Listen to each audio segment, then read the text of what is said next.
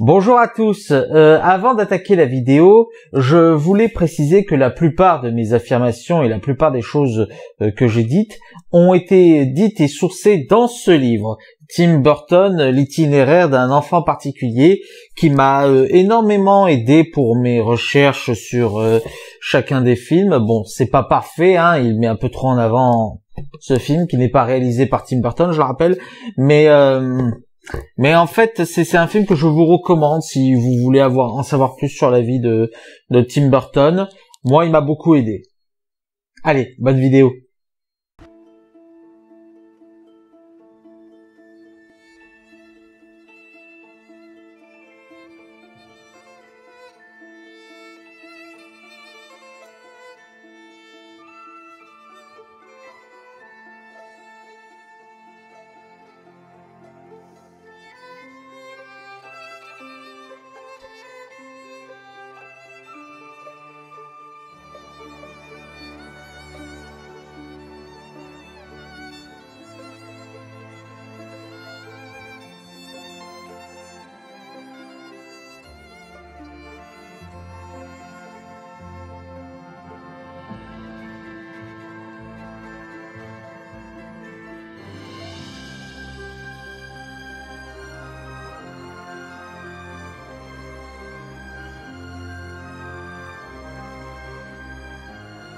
Et pour commencer celle-ci, nous allons attaquer par le tout premier film sorti au cinéma de Tim Burton, Pee-wee Big Adventure.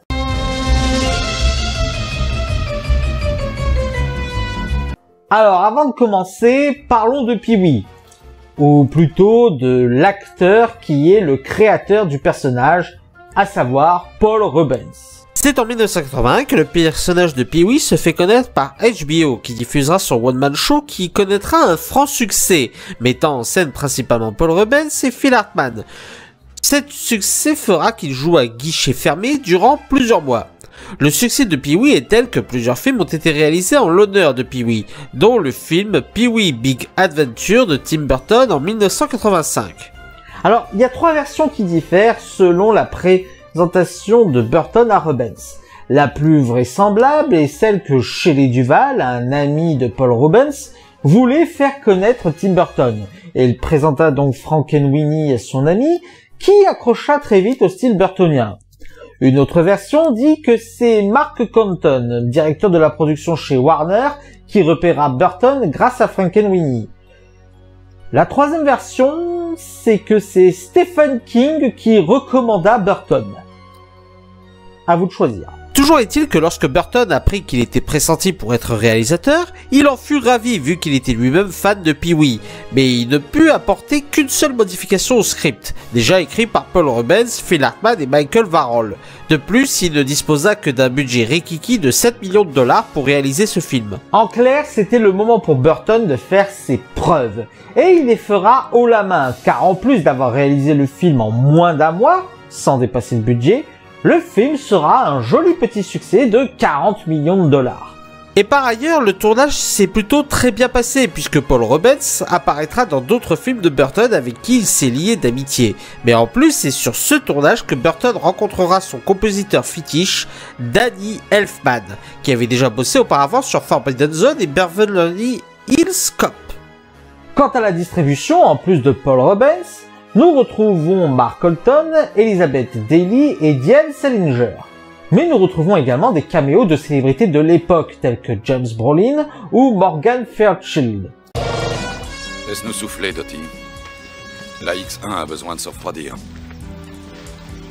Peut-être, mais moi je veux pas que tu me laisses refroidir. Viens par là, PW.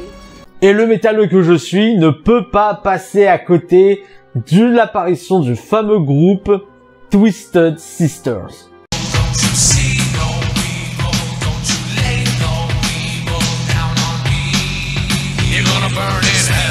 Ce succès contribuera d'ailleurs à la création d'un show télévisé centré autour de Pee-wee de 1986 à 1991, année où Paul Reubens a été arrêté pour s'être masturbé dans un cinéma pour adultes.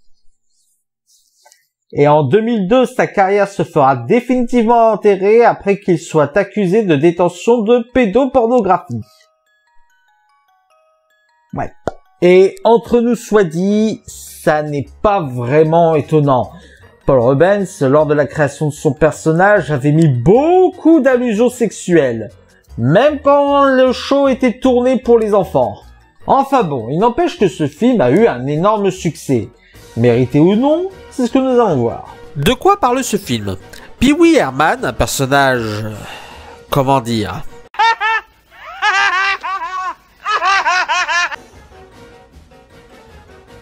On va y revenir.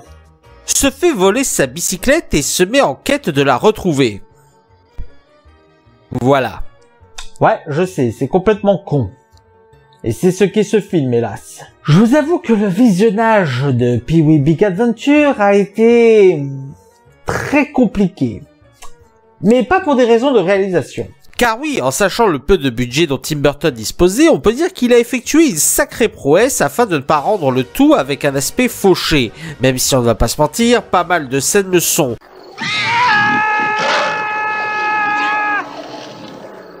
Mais globalement, le manque de budget ne se ressent pas. Et cela est dû notamment à une gestion intelligente des décors. Burton a fait en sorte que la plupart des décors demandant beaucoup de moyens soient en réalité des décors authentiques utilisés pour l'occasion, ce qui a permis pas mal d'économies sur le budget. Et pour ce qui est des scènes de nuit ou de rêve, le minimum syndical a été utilisé, ce qui fait que l'argent a pu être investi stratégiquement. Le meilleur point à souligner dans ce film, c'est la musique. Pee-wee Big Adventure et le personnage de Pee-wee se veulent cartoonesques. Ils se veulent totalement dans la loufoquerie. Et il faut dire que la bande originale représente à merveille ce côté loufoque.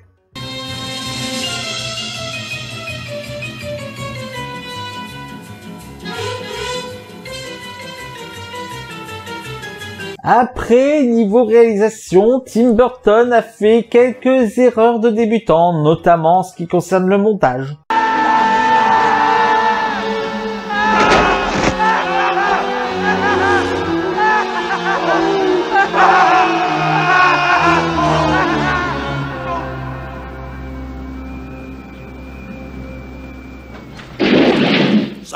Mais au-delà de ça, c'est... très difficile de voir du Tim Burton dans ce film. Oh bien sûr, il y a des scènes qui font carrément burtonien, comme une des séquences de rêve qui est clairement dans le style, ou quelques passages où Burton a pu mettre sa patte artistique. Regardez, comme ça. Et ça se fait même très discrètement parfois. Par exemple, vous voyez la boutique de farce et attrape Mario? Eh ben, le nom n'est pas dû au hasard, c'est un hommage à Mario Bava, un réalisateur de gialli que Tim Burton aimait beaucoup. Et très honnêtement, je ne pensais pas que Burton aurait aimé participer à ce film. Mais c'est vrai que le personnage de Pee-wee est un marginal avant tout, un être spécial qui vit dans son monde, ce qui est la thématique principale des films de Burton. Donc effectivement, ce n'est pas déconnant qu'il ait été enthousiaste. Et il y a un autre aspect qui a dû beaucoup plaire à Tim Burton, c'est que le monde de Pee-wee Herman est extrêmement atypique. Que ce soit la maison de Pee-wee ou les personnages qu'on y en rencontre, tout est extrêmement étrange. Tout se baigne comme si c'était un monde qui ne fonctionnait qu'avec ses propres codes. Même si c'est très en surface de ce côté-là. Mais malgré tout, je ne pense pas qu'on puisse vraiment dire que Pee-wee Big Adventure est un film réellement de la patte de Tim Burton. Comme je l'ai dit, la narration et les personnages ne sont pas de son ressort. Tout a été écrit par Paul Rubens, Phil Hartman et Michael Varal. Et c'est pour ça que le film a été extrêmement pénible à suivre. Alors, déjà, parlons de Pee-wee. Alors peut-être que la personnalité de Pee-wee marche dans les émissions pour enfants, mais putain, pas en film!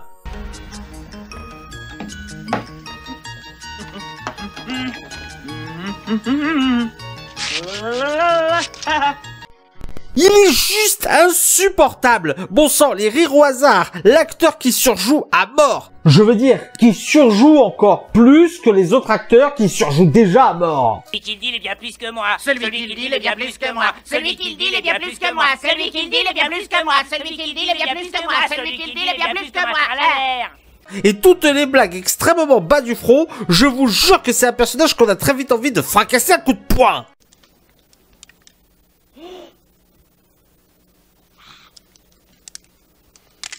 Et c'est aussi là que je ne peux pas dire que ce film est de la patte de Tim Burton, parce que quand Tim Burton réalise des films sur les marginaux, il les rend attachants, il les rend identifiables, il fait en sorte qu'on s'attache à eux, qu'on soit du côté des marginaux.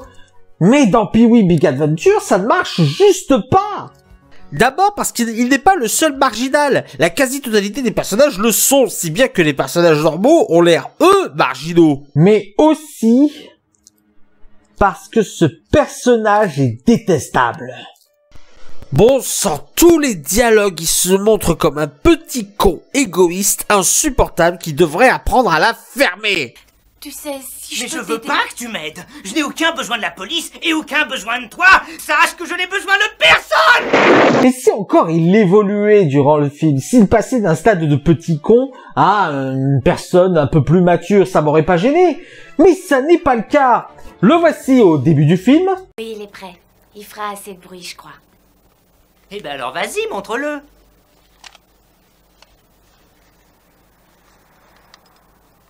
Non, d'abord, il faut que je te parle. Mais tu me parles là, non? Non, je veux que tu m'écoutes vraiment. Et le voici à la fin du film. Entendu, Pee-wee?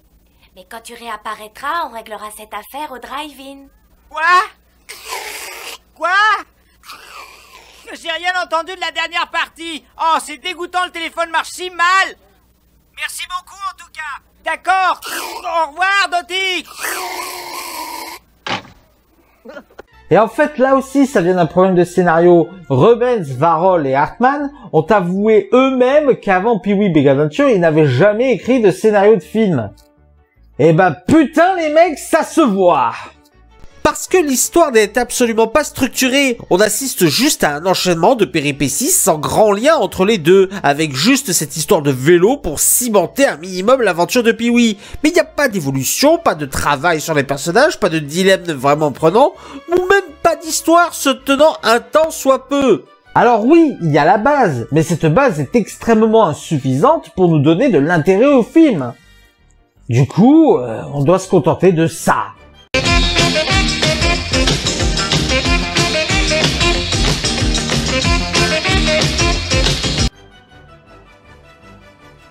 J'ai tellement envie de te crever. Bon, malgré tout, l'important c'est que ce film a permis à Burton son entrée dans le monde du cinéma. Et du coup, ça lui a permis de mettre en scène son prochain film avec un personnage haut en couleur et morbide, Beetlejuice.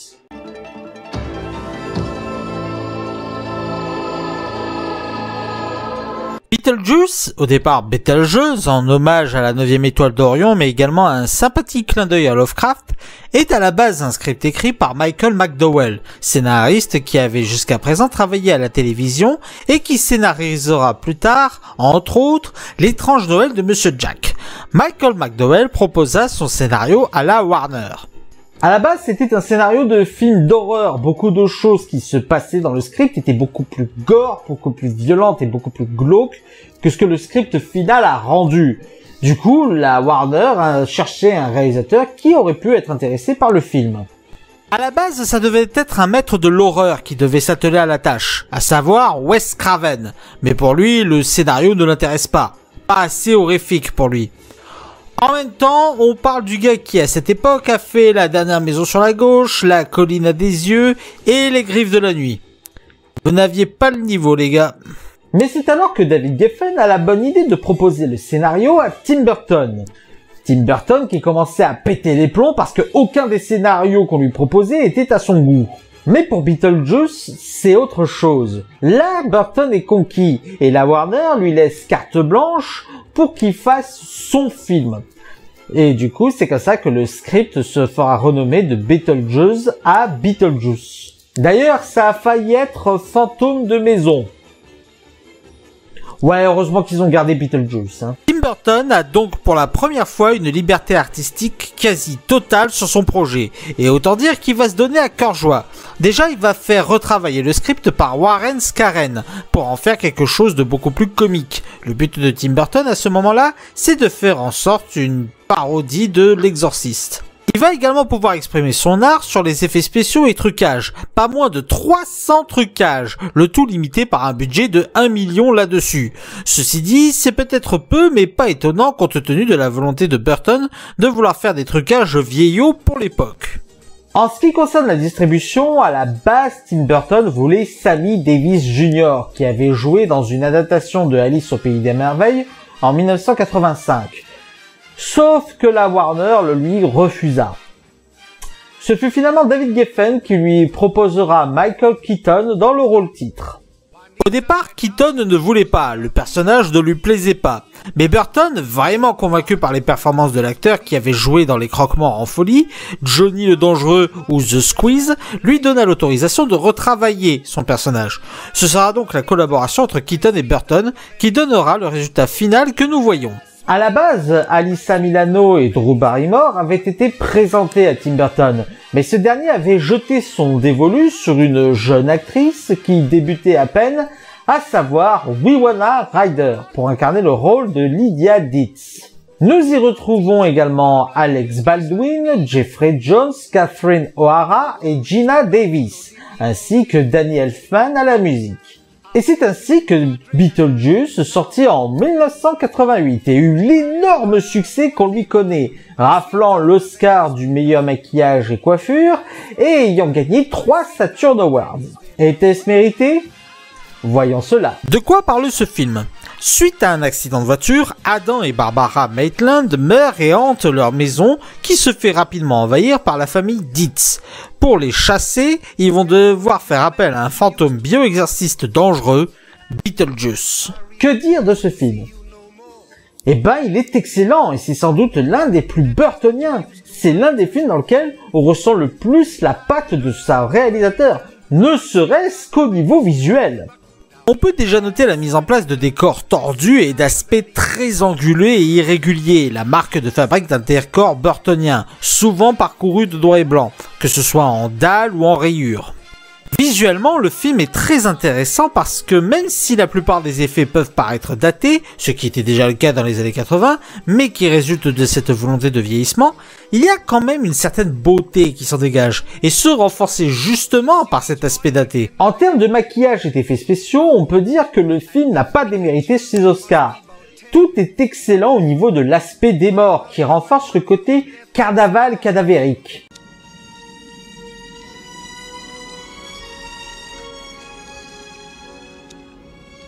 Voulez-vous une cigarette? Non, je vous remercie. Moi aussi, j'essaye de m'arrêter.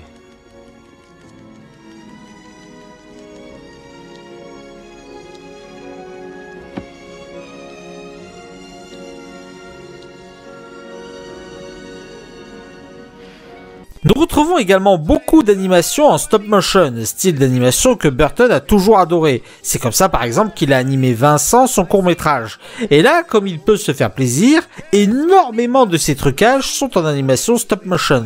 Ce film se voulait être une comédie, et là encore, c'est réussi. Le film est drôle, très drôle, que ce soit dans son humour noir, ou dans son humour un poil plus trash que propose le personnage de Beetlejuice.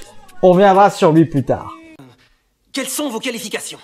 Ah oui, j'ai fait lettres, diplômé d'Harvard et après j'ai beaucoup voyagé. J'ai traversé la grande peste noire et ça m'a bien éclaté. J'ai vu l'exorciste 2747 fois. À chaque fois je me marre comme un bossu. Qu'est-ce qu'il est chouette ce film, nom de Dieu! Sans oublier que vous parlez à un type qui est complètement mort. Alors ça vous va? J'ai les qualifications. Et malgré tout, on sent encore dans ce film des reliquats de sa base horrifique. Certaines scènes, sans atteindre la violence de base, donnent malgré tout une certaine impression de malaise, ce qui accentue encore plus un décalage comique quand on s'en sert comme une blague.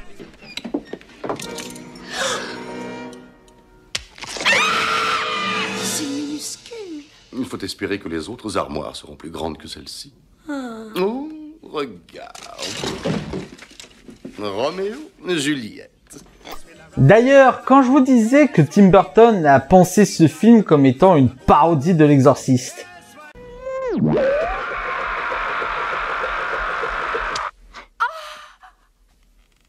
Je déteste quand ça m'arrive. Allez, viens, Barbara. et il y a une chose qui accompagne extrêmement bien cette comédie teintée d'horreur, c'est la musique. En effet, si d'abord la musique est pensée pour être une musique un peu comique, elle commence de manière plutôt sinistre et prend une sorte de tête de marche infernale qui renforce un côté macabrement drôle.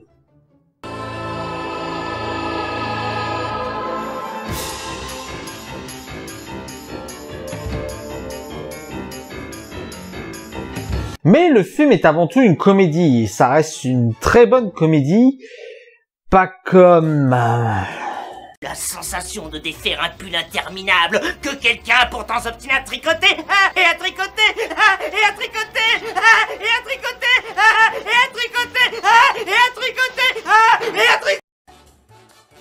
Ouais. Et c'est une bonne comédie parce que c'est une comédie intelligente. Pas forcément pour son scénario, qui reste un peu faible et qui a un peu de mal à garder un bon rythme malgré tout, sans doute lié au fait que malgré tout, le film garde un aspect fable, qui certes donne un aspect très mignon et enfantin au film, mais qui par moments le rend un peu handicapant, surtout quand on entend certains dialogues. Pourquoi vous partez pas? Impossible, nous sommes coincés ici depuis l'enterrement. L'enterrement. Waouh! Vous êtes vraiment mort, alors c'est génial. C'est la super classe. Mais pour le reste, c'est clairement du Burton. Je vous ai déjà parlé visuellement de son aspect gothique, de l'aspect artistique macabre. Mais nous retrouvons également ces deux thématiques principales, les marginaux et la découverte d'un nouveau monde. Pour la découverte d'un nouveau monde, c'est assez évident, il s'agit ici du monde des morts. Très parodique d'un institut bureaucratique administratif. Il n'en reste pas moins un monde qui a ses propres codes et ses propres règles dont certaines peuvent nous échapper. En ce qui concerne les marginaux, c'est simple, le film en est bourré.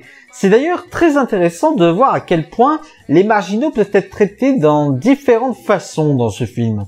D'abord, nous avons le couple Maitland, vu comme des ploucs par la société sidatienne américaine incarnée par la famille Dietz, à l'exception de Lydia. Leur côté marginal est exposé de deux façons. D'abord, un mépris de la société de leur vivant qui passe par le réaménagement de leur maison. Il n'y a aucun potentiel sublimatoire dans ce taudis. Aucune vibration organique. C'est comme si toute vie avait disparu. Oui, c'est vrai, j'ai l'impression de flotter dans un aquarium. Puis, quand ce sont des fantômes, par une certaine fascination qui fait que cette même société veut en faire des bêtes de foire. D'ailleurs, la société américaine est moquée de deux façons dans ce film. D'abord par la famille Dietz, famille de bourgeoises américaines qui pensent tout savoir alors qu'elles ne savent rien. Nous vivons ensemble, donc je vais rester dans ce trou à rats. Mais j'ai le droit de m'exprimer quand même.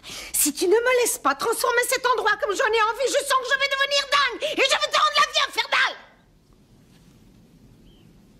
Oui, peut-être que cette maison aurait besoin de petits changements ici et là. Bon, d'accord, allez-y, mais vous me laissez cette pièce, hein? D'accord.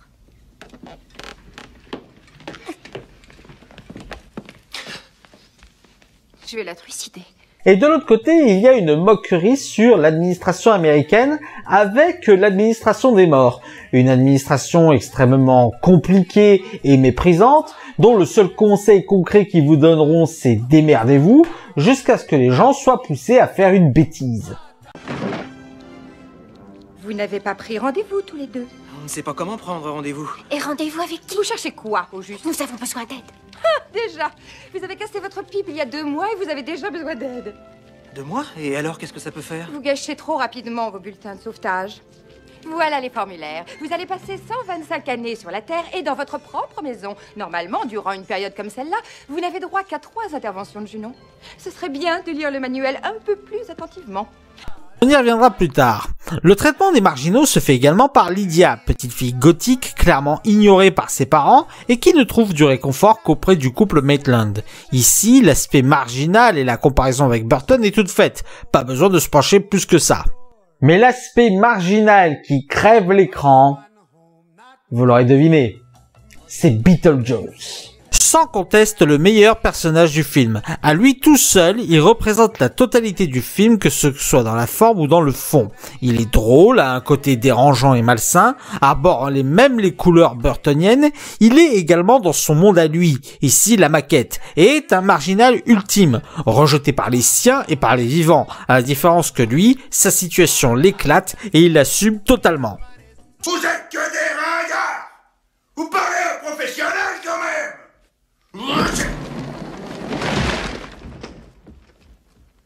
De la merde, ta maquette! Et on sent tellement que Michael Keaton a pris son pied pour faire ce personnage. Je veux dire, il cabotine à mort, il est énergique, il est tellement survolté que les autres acteurs paraissent fades à côté de lui. Excusez-moi. Quoi? Excusez-moi. Nous partons. Au revoir. Non, attendez. S'il vous plaît, ne me laissez pas. Enfin, mon petit gars, tu déconnes. On est comme des frères, non? Regardez, on a la même chemise. Hein? T'es mon pote. Oh, je t'adore. Bref, Beetlejuice est le cœur même du film et c'est pour ça que son nom est légitimement le titre. Parce que non seulement il est le centre principal de l'intrigue, mais en plus de cela, il est une bonne incarnation du genre de personnage de Tim Burton. On s'en fout de son temps de présence à un écran, c'est ce qu'il incarne qui importe. Enfin, ce qui devrait apporter à une critique cinéma digne de ce nom. Une réponse à Durandal ? À peine. D'ailleurs, même s'il est très peu présent dans le film, son aura l'est. Très rapidement, on nous fait sentir son importance. On nous fait sentir à quel point il est puissant, dangereux, vicieux, et ce, même avant sa première apparition. Son aura réside quasiment tout le long de l'histoire du film, ce qui rend encore plus légitime son titre. Et cet univers burtonien, le public et les critiques l'ont accueilli à bras ouverts. Le film fut un énorme succès commercial et critique, ce qui donnera confiance à la Warner de confier à Burton la réalisation d'un film de super-héros. Batman.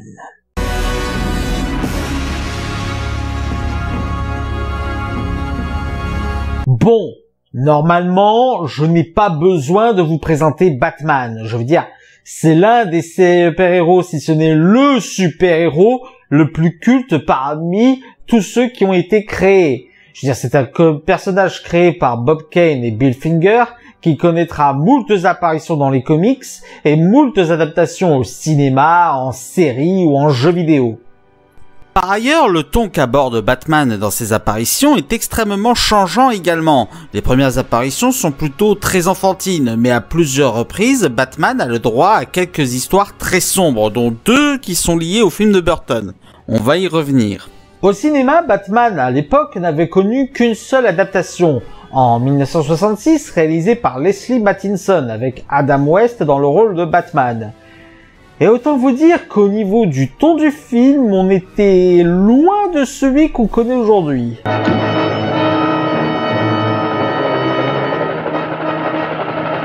Apporte-moi la bombe spéciale pour les requins. Genre vraiment très loin. Le projet de la réalisation Batman commencera en 1979 avec le succès critique et commercial de Superman de Richard Donner. Ce succès encouragera la Warner à tenter une nouvelle adaptation au cinéma des aventures de la chauve-souris, notamment John Peters et Peter Guber. Sauf que le projet a vachement traîné. À la base, la Warner voulait confier la réalisation à Joe Dante ou à Ivan Reitman. Et le projet était déjà centré sur une rivalité entre le Batman et le Joker, le but étant de créer une série télévisée derrière le film. Sauf que... rien ne tient en fait, hein. Pendant 7 ans, au niveau du script, 10 scénaristes se sont enchaînés les uns derrière les autres et rien de concret n'arrivait à être proposé. Ce ne fut que 7 ans plus tard que Peters et Guber furent présentés à un réalisateur qui avait connu un énorme succès grâce à Pee-wee Big Adventure, à savoir Tim Burton. Ce dernier se montra intéressé par le projet et collaborera avec le scénariste Sam Harm. Très rapidement, les deux se dirent que ce n'était pas une bonne idée de faire une adaptation d'une histoire d'un comics, sachant qu'en plus Burton n'avait lu quasiment aucun de ces 10 comics, et n'était vraiment pas fan de la version Adam West.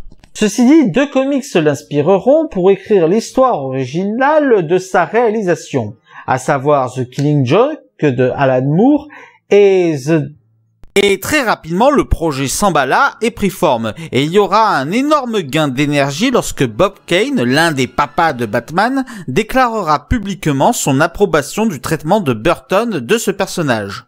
Mais attention, si vous pensez que ça veut dire que le tournage a été rapide et facile, détrompez-vous. Le tournage a été extrêmement compliqué pour Tim Burton. C'est sans doute l'un des plus éprouvants de sa carrière. Déjà, en termes de galère, Burton a dû faire face pour la première fois de sa carrière à d'énormes pressions de la part des producteurs.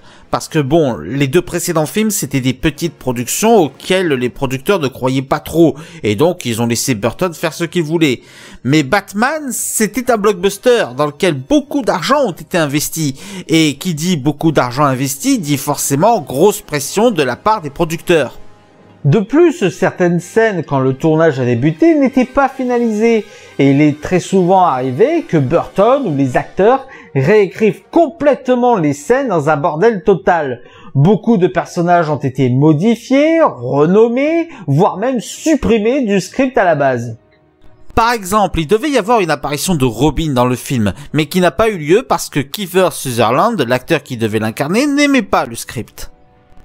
Et en parlant des acteurs, Sean Young, qui devait à la base interpréter Vicky Vale, s'est cassé la clavicule 2 jours avant le tournage. Il a fallu la remplacer en catastrophe par Kim Basinger. Et vous pensez que c'était tout pour les galères? Mais non, parce que pour interpréter le Joker, ils avaient auditionné beaucoup de personnes, dont Tim Curry, Robin Williams, William Dafoe et même David Bowie.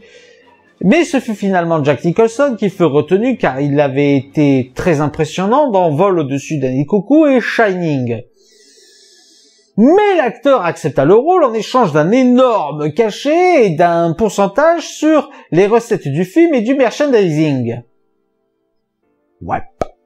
Mais le rôle qui a posé le plus de problèmes, celui qui a fait soulever les foules à l'annonce du film de Batman, c'est le rôle de Batman, justement. Parce que Tim Burton ne voulait pas d'un personnage top modèle pour incarner le héros. Il voulait en faire un personnage proche de nous, qui joue beaucoup plus sur l'aspect psychologique et par le trouble que par la beauté habituelle dans les Batman.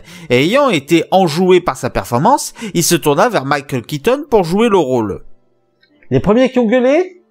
Les producteurs, qui voulaient absolument que ce soit un acteur vendeur qui incarne le rôle de Batman. Ils ont proposé des tonnes de noms. Mel Gibson, Charlie Sheen, Jeff Goldblum, Sylvester Stallone, Pierce Brosnan, et j'en passe parce que la liste est absurde tellement elle est longue. Sauf que Tim Burton s'est battu bec et ongle pour que ce soit Michael Keaton qui interprète le rôle de Batman. Sont venus ensuite les fans qui ont gueulé parce qu'ils n'aimaient pas du tout l'idée. Plus de 50 000 lettres de menaces pour que l'acteur soit changé. Certaines femmes ont même menacé de venir saboter le film. Ils étaient vénères à l'époque, hein. Même Ben Affleck n'a pas eu un aussi gros retour de flamme, hein. À ceux qui trouvent que Michael Keaton n'est pas assez beau pour le rôle de Batman, je signale juste que les Batman réalisés par Shoemaker ont été compés par Val Kilmer et George Clooney. 2 beaux acteurs à l'époque. Mais ça ne veut pas dire que les films sont bien pour autant. À moins d'avoir des goûts de merde. Ou de s'appeler Durandal. Ce qui revient au même en fait. Enfin, ce fut donc finalement en 1989 que Batman sortit dans la douleur. Et ce fut un carton au box-office mondial. Ce fut le numéro 1 de l'année de sa sortie. Et je dois faire un mea culpa. Ouais, je dois faire un mea culpa parce que dans ma rétrospective sur Spielberg, j'ai dit que Indiana Jones 3 était le numéro 1 du box-office mondial. Mais en réalité, c'était le numéro 2. Le numéro 1, c'est Batman de Burton. désolé. Enfin bon, est-ce que tout ce succès était mérité? Voyons cela. De quoi parle ce film? À Gotham City, un mystérieux justicier nommé Batman sème la terreur chez les criminels. Mais il va avoir affaire à un ennemi fou et dangereux, le Joker. Bon, vous vous en doutez, ce film est excellent. Tim Burton va faire un mélange très intéressant entre le film de super-héros et le conte gothique, et ça va beaucoup se ressentir dans les décors. Beaucoup de décors dans les films de Batman de Tim Burton ont un mélange spécifique de gothique et de steampunk.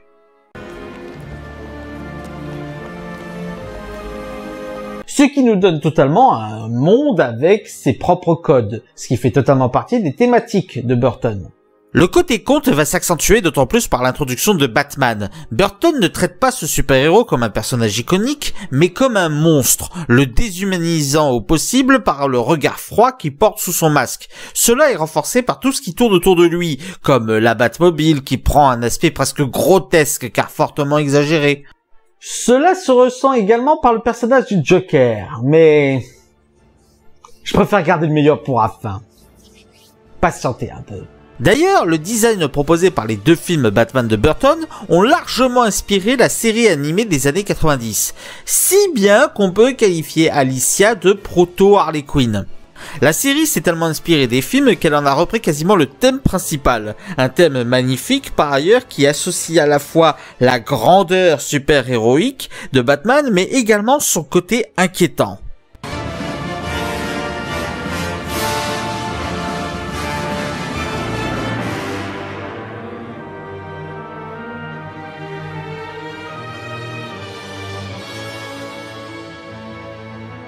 Avec également quelques musiques de Prince à certains moments clés du film autour du Joker. À la base d'ailleurs ça devait être Michael Jackson, mais qui a dû décliner l'offre.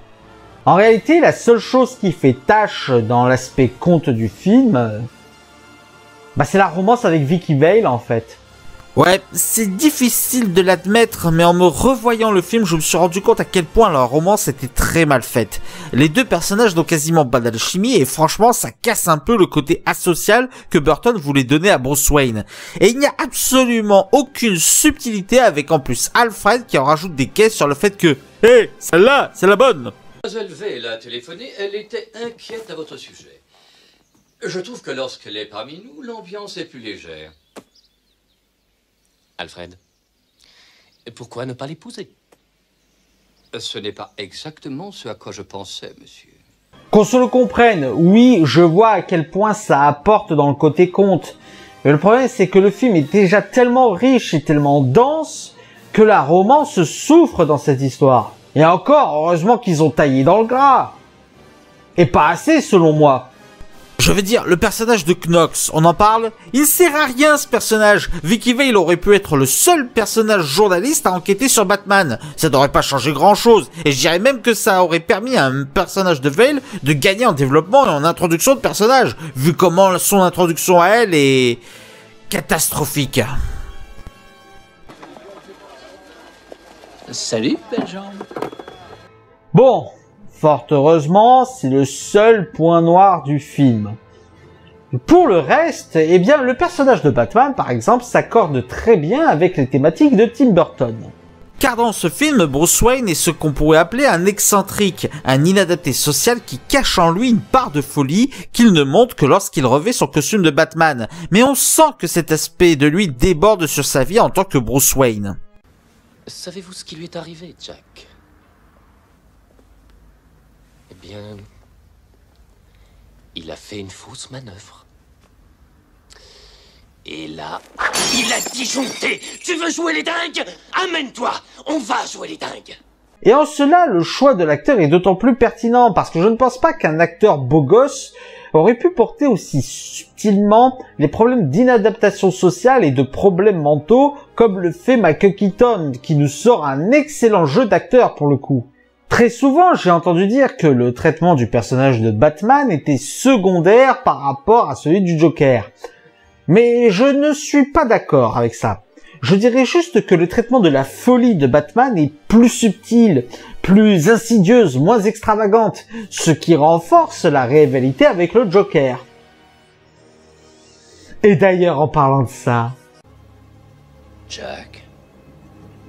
Jack est mort, mon ami. Tu peux m'appeler Joker. Et comme tu vois, je suis un homme comblé. Le Joker dans ce film est le meilleur Joker du cinéma. Et ça, je n'en démordrai pas. Tout d'abord, disons-le franchement, l'interprétation de Jack Nicholson est tout simplement brillante. Ce qui n'est pas étonnant vu que Nicholson est sans doute l'acteur qui sait le mieux incarner la folie. Mais ça ne tient pas qu'à cela. Déjà, c'est le meilleur Joker dans la rivalité avec Batman, parce que, à ma connaissance, c'est ce film qui a introduit le fait que Batman et Joker se sont mutuellement créés. Qui plus est, la rivalité est encore plus renforcée au niveau visuel quand on voit les couleurs flashy que porte le Joker. Au-delà de ça, c'est également dans la personnalité du Joker que je trouve là encore qu'il est le meilleur. Bon, on ne va pas parler du Joker de César Romero qui est... A joke a day keeps the gloom away. Bref. Mais si on compare avec les deux autres Jokers adulés, à savoir Heath Ledger et Joaquin Phoenix, j'ai remarqué une chose, c'est que ces deux derniers, bien qu'excellents dans leur interprétation, étaient finalement totalement dépendants de la société. Je veux dire, dans le cadre de Joaquin Phoenix, nous avons un inadapté social qui voulait être un comique, mais dont la folie et le traitement de la société a fait de lui le Joker. Et dans le cas de Heath Ledger, nous avons un anarchiste qui veut semer le chaos dans la société et démontrer que cette société est aussi folle et dangereuse que lui. Alors oui, c'est très intéressant dans les deux cas, je ne dis pas le contraire, mais dans les deux cas, la folie du Joker est liée directement à la société. Alors que la folie du Joker dans le Batman de Burton est totalement indépendant des questions sociétales. Ce n'est pas un personnage que la société a rejeté, non, c'est un personnage qui veut tuer des gens, qui veut semer le chaos, juste pour la beauté du geste, juste parce qu'il trouve cela artistique. C'est un personnage qui n'a pas besoin de parler des problèmes de la société pour démontrer à quel point c'est un fou dangereux. Ceci est attrayant, cela ne l'est pas. Eh bien, j'ai balayé tout ça. Maintenant, je fais ce dont les autres rêvent. Je fais de l'art jusqu'à ce que mort s'en suive. Vous voyez, je suis le premier artiste assassin au monde en parfait état de marche. Mais attention, ça ne veut pas dire que le Joker ne porte pas de message sur la société. Sauf que c'est beaucoup plus subtil que les autres interprétations du Joker. Et c'est là où c'est encore plus fort. Car là où les deux autres Jokers mettent en avant leur lien avec la société dans leurs films respectifs, dans le Batman de Burton, c'est beaucoup plus subtil. Ainsi, dans ce film, le Joker attaque par des produits de cosmétiques et des produits de consommation, plongeant les habitants de Gotham dans la paranoïa. Je ne sais pas. Il n'a pas l'air heureux. Il n'utilise que la marque X. Mais avec la marque Joker, il retrouve le sourire. Encore et encore. En plus d'être une dénonciation de la publicité et des produits de consommation par une parodie macabre, cela met en avant subtilement une dénonciation du culte des apparences. Ainsi, on constate une nette différence parmi les journalistes entre le moment de son annonce et après. Vous ajoutez à cela la scène de la parade des ballons et vous avez encore une dénonciation de la société prête à encourager un fou dangereux du moment qu'il y a de l'argent. Donc oui, le film reste une dénonciation des travers de la société par le Joker, sauf qu'il n'a pas besoin de le mettre en avant par le dit personnage. Ce sont les actions du Joker qui parlent, pas le personnage. Excellemment porté par Jack Nicholson, ainsi que ses gadgets qui ont un aspect clownesque, mais qui garde quand même un aspect morbidement dangereux.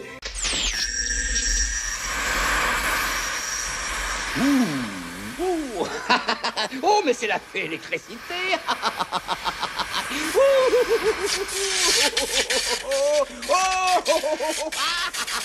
On va faire des coups fumants et une java du tonnerre. Et vous obtenez là le meilleur Joker jamais créé. Et tout cela nous a donné un excellent film de super-héros qui a donné vraiment un ton à Batman, qui aujourd'hui a fortement laissé sa patte. Si bien que revenir dans le côté comique de Batman ne peut résulter qu'à un échec. Enfin, du moins, si on a du goût et si on n'est pas trop de mauvaise foi, alors qu'on a 300 000 abonnés sur sa chaîne parlons de cinéma. Faut que j'arrête de parler de Durandal, moi. Bon, comme je vous l'ai dit, le tournage de Batman a été extrêmement éprouvant pour Tim Burton. C'est un film de blockbuster qui lui a vraiment laissé sur le carreau. C'est pour ça que pour son prochain film, Tim Burton voulait revenir à quelque chose de plus personnel, de plus intimiste.